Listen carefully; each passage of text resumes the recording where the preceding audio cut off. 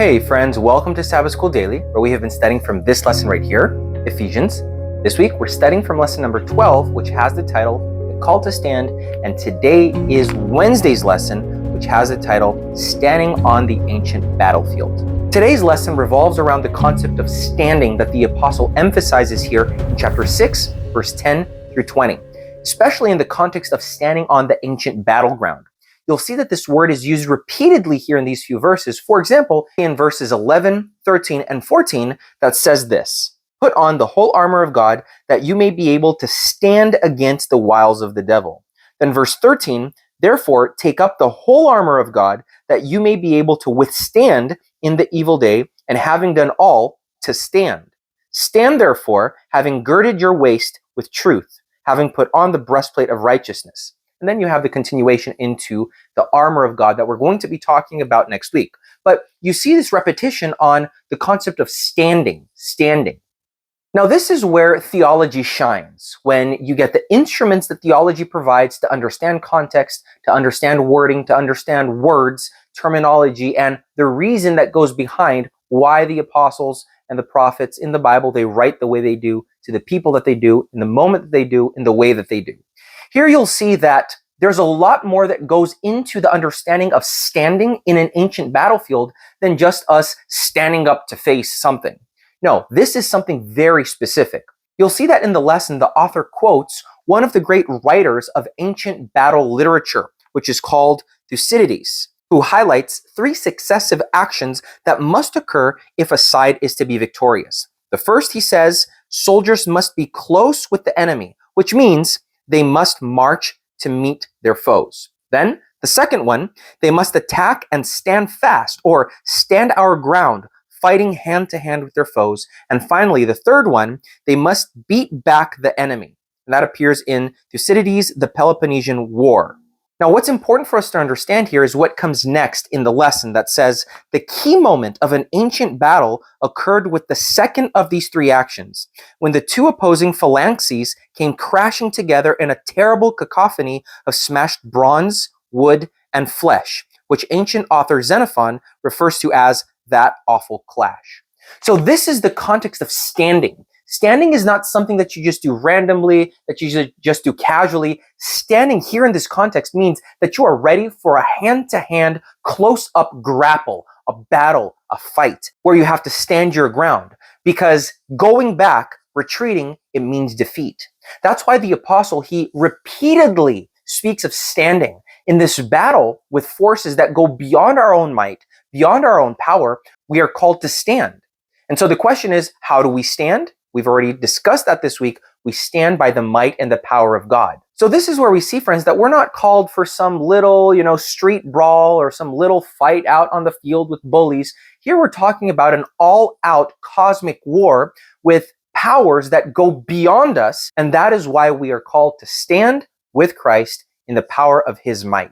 Another emphasis that the lesson gives us appears in the second last paragraph, where it says that Paul's call to arms reflects combat in which soldiers were bunched together, giving and receiving hundreds of blows at close range. And that's a quote from Victor Davis Hanson's The Western Way of War, page 152. So imagine that. They're bunched together, giving and receiving hundreds of blows at close range. Can you relate to that?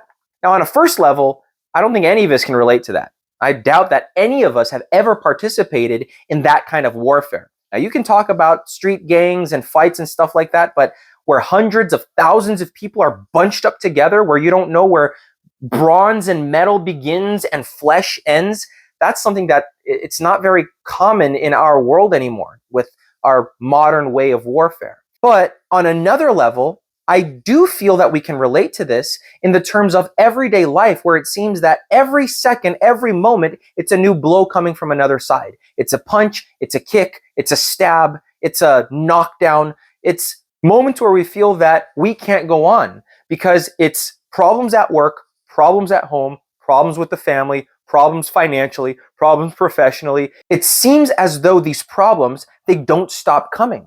And again, I don't know how you deal with it, but there are moments where I just fall back, I sit down, and I'm kind of dazed, and I'm like, what just happened?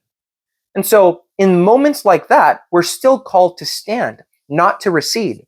Now, One thing that I don't think I've ever shared with any of you here on this channel, when I was younger, I participated in a lot of martial arts. I did a lot of martial arts. I started off with Kung Fu when I was about 11 years old. I did it until I was 23. I got a black belt in Kung Fu when I was 17 years old. I started fighting more modern forms of martial arts, kickboxing, MMA, these kinds of fights, competing in them. And it was a whole period of my life. It's behind me right now. But I do appreciate the discipline that I learned and the moments that I had where, I had to kind of go up against my own limits. And to me, it was a great moment of growth. In any case, when you're fighting, when you're in a ring and you demonstrate a little bit of retreat, your enemy will capitulate on that. And that's where you lose a lot of ground. I see that the call here that the apostle is making is to not only stand up, but since it's in the context of close range battle, where everything is on the line, it's not only a call to stand, it's a call to resist where you're at, of not giving ground, of fighting and going up to your limit. Now, the thing about limits, and this is something that I learned during my period of martial arts, is that you never know where your limit is at. When we think that we're reaching our limit, you'll find that you'll get a second, sometimes a third wind, and you'll go all out again. You'll continue. I feel that that's something that most people don't really know. Usually when you've never really been pushed to your limits, you don't know that your limit is actually a lot farther than where you thought it was. That applies to the physical world, but it also applies to the spiritual world. Sometimes we think that we can't go on, that we don't have any more strength, but in the Lord we find a second, third wind of energy that we needed to continue resisting, to continue fighting the good battle.